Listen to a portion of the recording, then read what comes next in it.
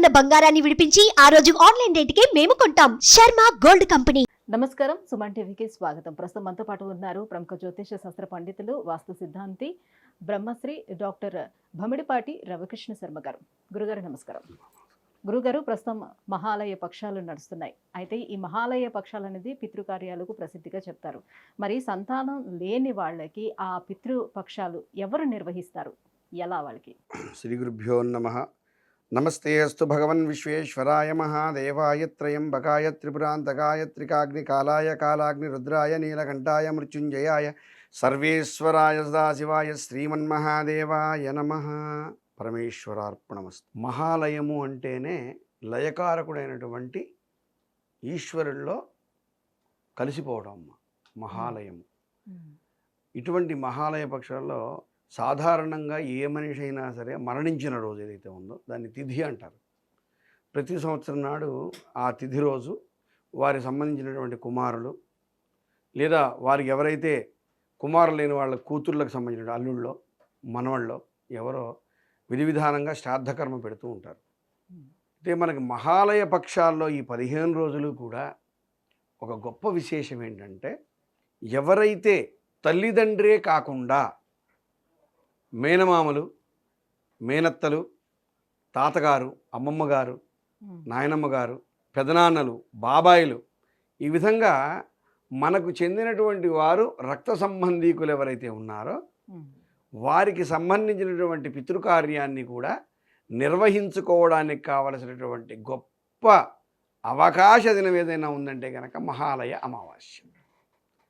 అందుకే దానికంత గొప్ప చరిత్ర సంతరించుకుంది. ఎవరైతే మహాలయము అంటే ఈశ్వరులో కలిసిపోయింది అని అర్థం. లైక్ కేరళలోని చాలా ఫ్లడ్ వచ్చి మొత్తం అందరూ కూడా చనిపోవడం ఇవన్నీ జరుగుతున్నాయి. సో అలాంటి వాళ్ళకి కూడా ఎవరో తెలియని ఒక పర్సన్స్ కూడా మనం పెట్టడానికి అవకాశం ఉంటుందా? ఎవరో తెలియకపోతే పెట్టలేము, ఎవరో తెలియకపోతే పెట్టడానికి అవకాశం లేదు. ఇప్పుడు మా బంధువుల్లోనే ఎవరైనా సంతానం లేని వాళ్ళు ఉన్నారనుకోండి, సంతానం లేదు, గతించిపోయారు వాళ్ళు, వారికి తప్పనిసరిగా మా పితృదేవతలతో పాటు పిండ ప్రదానం నేను చేయొచ్చు, ఈ మహాలయ అమావాస్యలో చేయొచ్చు. అలాగే ఆదిశంకరాచార్యుల వారికి చేయొచ్చు, గురువు గారికి చేయొచ్చు. విద్య నేర్పినటువంటి, ఉపదేశాన్ని ఇచ్చినటువంటి, అంటే నాకు ఒక మూలమంత్రం ఉందనుకోండి, బీజాక్షరాలు, ఆ మంత్రాన్ని ఉపదేశించినటువంటి గురువు గారు కనుక గతిస్తే వారి శిష్యుడిగా నేను మహాలయ అమావాస్య రోజు ప్రాణాలు వదలొచ్చు, పిండ ప్రదానం చేయొచ్చు. అలాగే ముఖ్యమైనటువంటి స్నేహితుడు, ఆప్తమిత్రుడు అంటారు చాలామంది. అంటే క్లాస్మేటో, బెంచ్మేటో, రూమ్మేటో కాదు, మనకి చిన్నతనం నుంచి ప్రతి విషయంలో కూడా మిత్రుడిగా మన శ్రేయస్సుని కోరి మన ప్రతి కష్టంలో సుఖంలో పాల్పంచుకున్నటువంటి వ్యక్తులు ఉంటారు. వారికి కూడా మనం పిండ ప్రదానం చేయవచ్చు. ఇది కాకుండా భార్య తరపు సాధారణంగా తల్లిదండ్రుల వైపే చేస్తారు. ఈ పితృపక్షాల్లో మనకి అమావాస్య తిథి నాడు భార్య వైపు కూడా చేయొచ్చు. అంటే భార్య తండ్రి గారో, భార్య తల్లి గారో, భార్య తాతగారో అలా కూడా మనం నిర్వహించడానికి అవకాశం ఉంది. ఇదే గొప్ప విశేషం. మహాలయ అమావాస్య నాడు సంతానం లేని వారికి ఎలా సద్గతులు చెందుతాయి? మరి వాళ్ళ నరకంలో ఉండిపోవటమేనా అండి? వాళ్ళు అనుభవించినటువంటి పాపాల వల్ల వాళ్ళు స్వర్గలోకానికి వెళ్ళలేరా, శాశ్వత బ్రహ్మలోకాన్ని పొందలేరా అని మనం అడిగితే, ఎవరైతే చనిపోయారో వారికి సంబంధించినటువంటి కుటుంబ సభ్యుల్లో ఏ ఒక్కరు మహాలయ అమావాస్య రోజు పిండ ప్రదానం చేసినా తప్పనిసరిగా వారికి సద్గతులు పొందడానికి అవకాశం ఉంటుంది. అందుకే ఒక్క మహాలయ అమావాస్య కాదు, అమావాస్యకు ఉన్నటువంటి ప్రత్యేకత ఏంటంటే, అమావాస్య నాడు మన పితృదేవతలందరూ కూడా, ఎవరెవరైతే గతించి ఉన్నటువంటి పితృదేవతలు ఉన్నారో వారందరూ కూడా గుమ్మం ముందు వచ్చి నిలబడతారండి ప్రతి అమావాస్య రోజు కూడా. మధ్యాహ్నం 12 గంటల సమయంలో, అందుకే అమావాస్య నాడు ఏ పని చేయకండి, బయటికి వెళ్ళకండి అని చెప్తూ ఉంటారు. బయటికి వెళ్ళకండి అంటే దాన్ని వక్రీకరించారు. అమావాస్య నాడు మంచిది కాదట, బయటికి వెళ్ళొద్దన్నారు, ఏ పని చేయొద్దన్నారని. అంతరార్థాన్ని చెప్పకుండా ఇదంతా అర్థం కాదు అని చెప్పిన మాట అది. ఎందుకు అంటే, ఆ రోజు నీ ఇంటికి పితృదేవతలు వస్తారు. మీ తాతగారో, ముత్తాతగారో, నాయనమ్మ గారో, వాళ్ళ అత్తగారో, అమ్మమ్మ తల్లో ఎవరో వస్తారు మనకు చెందిన వాళ్ళు. వచ్చి నిలబడతారట గుమ్మం ముందు. కనీసం ఓ ముద్ద అన్నం పెడతాడు నా మనవడో నా మనవరాలో అని. మనం ఏం చేస్తామంటే, మధ్యాహ్నం 12 గంటలకు భోజనం చేసేటప్పుడు అమావాస్య నాడు అందుకే ఉదయం పూట బ్రేక్ఫాస్ట్ చేయడానికి లేదు, మధ్యాహ్నం విధి విధానంగా భోజనాన్ని కూర్చొని ఒక ముద్దని ముందు కలిపి ఆ ముద్దని తీసుకెళ్ళి ఒక చిన్న డొప్పలోనో ఒక దొన్నెలోనో ఒక బౌల్లోనో పెట్టి ఆ ఇంటి ముందు పెడితే ఆ కాకి రూపంలోనో ఆ చీమల రూపంలోనో పక్షి రూపంలోనో పశువు రూపంలోనో అవి తినడానికి అవకాశం ఉంది. వారు వచ్చి నిలబడతారు. ఒకవేళ అవకాశం లేదు, మనం ఆ రోజు భోజనం చేయట్లేదు, పెద్ద ఫంక్షన్కి వెళ్ళాలి, పార్టీకి వెళ్ళాలి, కనీసం 12 గంటలకి గుమ్మం దగ్గరికి వచ్చేట సింహద్వారం దగ్గర నిలబడి ఒక నమస్కారం చేసుకోవాలట మన వాళ్ళందరినీ తలుచుకొని. అంటే తండ్రి ఉంటుండగా ఇప్పుడు కొడుకు ఆ పిండ ప్రదానాలు అనేది చెయ్యొచ్చా? యాక్చువల్గా తండ్రి ఇక్కడ ఒక దహోత్రుడు అని చెప్పి మనకు ఒక అంటే ఇప్పుడు ఒకళ్ళకి అమ్మాయి మాత్రమే ఉంది, కొడుకులు లేరు. మరి కూతుర్లు చేసే సంస్కారం ఇప్పుడు ప్రారంభమైనప్పటికీ వారికి చెందదు అని మనం చెప్తున్నాం. అంటే ఎవరైతే పురుషులు ఉన్నారో వాళ్ళే పిండ ప్రదానం చెయ్యాలి, చేస్తేనే చెందుతుంది. మామూలుగా యాక్షన్ టేక్ అని చేసేయచ్చు, కనపడితే అక్కడ 3 పిండాలు కానీ ఎవరు అందుకోరు. అయితే ఎవరైతే కొడుకులు చేస్తున్నారో కొడుకులు లేరు వాళ్ళకి, ఈ కూతురు కొడుకు దహోత్రుడు అంటారు వాళ్ళని. దహోత్రుడు అంటే కూతురికి కొడుకు అని. ఆ కూతురు కొడుకు చేయొచ్చండి తండ్రి ఉన్నప్పటికీ కూడా, వాడొక్కడికే అర్హత. అది కూడా పెద్ద కొడుకు మాత్రమే, పెద్ద కూతురు కొడుకు మాత్రమే. ఒక ఆయనకి 4 అమ్మాయిలు ఉంటే పెద్ద కూతురికి మొట్టమొదటి కొడుకు ఉంటాడు కదా, వాడు కూడా ఒక అమ్మాయి తర్వాత పుడితే పనికిరాడు. మొట్టమొదటి సంతానం వాడు పురుషుడై ఉండాలి. అలా అయితేనే అవుతుంది. ఇప్పుడు మా తాతగారు ఉన్నారు, మా అమ్మగారికి నేను 3 అనమాట. అంటే 2 అక్కల తర్వాత నేను చేయడానికి లేదు. నేను సాధారణంగా నేను అడుగుతుంది ఏంటంటే, సాధారణంగా తండ్రి ఉంటుండగా కొడుకు పిండ ప్రదానాలను చేయకూడదు, తండ్రే చేయాలంటారు. కానీ తండ్రి చేయలేని పక్షంలో మహాలయ పక్షాల్లో చెయ్యవచ్చు పిండ ప్రదానం అని చెప్తున్నాను. దహోత్రుడికి అవకాశం ఉంది, దహోత్రుడికి అవకాశం ఉంది, వేరే వాళ్ళకి లేదు. ఓ అల్లుడు గారు ఉన్నారు అనుకోండి, కూతురు భర్త ఉన్నాడు అనుకోండి, కూతురు భర్తకి తండ్రి బతుకున్నాడు అనుకోండి, అతను చేయడానికి లేదు. ఒక్క మనవడు అంటే జ్యేష్ఠ మనవడు, అది కూడా పెద్దమ్మాయికి పెద్ద కొడుకు, వాడు కూడా ప్రథమ గర్భం. 2-3 అక్కయ్యలుండి వాడు పుడితే లాస్ట్ వాడు 4వ వాడు పనికిరాడు, వాడు ఫస్ట్ సంతానమై ఉండాలి. అటువంటి వాడినే దహోత్రుడు అని పిలుస్తారు. ఆ దహోత్రుడికి మాత్రం అవకాశం ఉంది, తండ్రి బతుకున్నా సరే తాతగారికి అమ్మమ్మ గారికి వాడు పిండ ప్రదానం చేయొచ్చు.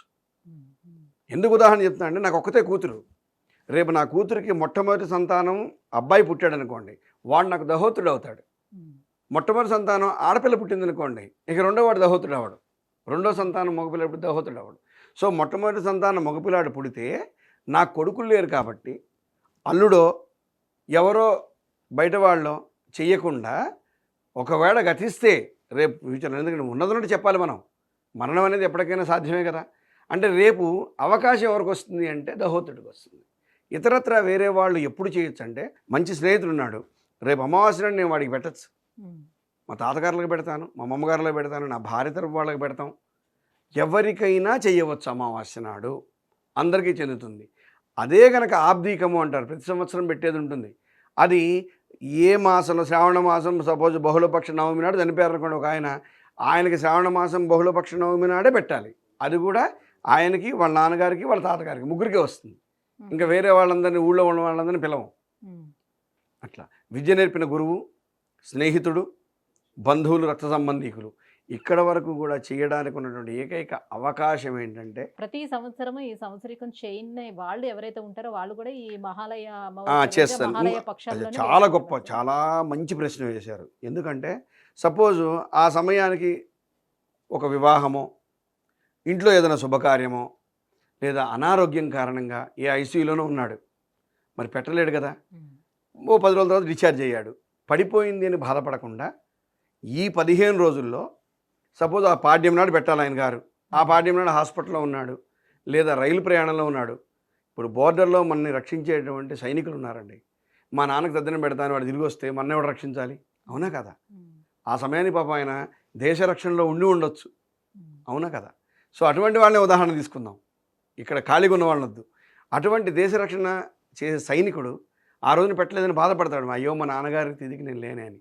అటువంటి వాళ్ళు ఈ సందర్భంలో సెలవు పెట్టుకొని అవకాశం ఉంటే ఇప్పుడు నిర్వర్తించవచ్చు. అంటే అనివార్య కారణాల వల్ల గనక ఆ తిథి నాడు ఏదైనా పెట్టలేకపోయిన వాళ్ళు, కావాలని ఏ సినిమాకో షికారుకో పోయిన వాళ్ళు కాదు, అమెరికా పర్యటనకు పోయిన వాళ్ళు కాదు, అనివార్య కారణాల వల్ల ఆ సందర్భంలో అలా జరిగిన వాళ్ళు ఈ పితృపక్షాల్లో పెట్టుకోవడానికి కూడా అవకాశం ఉంది. అంటే కొంతమంది చెప్తారు, మాకు ప్రతి సంవత్సరము ఇట్లా చేసుకునే ఆచారం అయితే మాకు లేదు అని చెప్తూ ఆచారం లేని వాళ్ళు పెద్దలు తినాలంటారు. అందుకే ఇప్పుడు చాలామందికి ఈ ఆబ్దీకం లేదండి యాక్చువల్గా.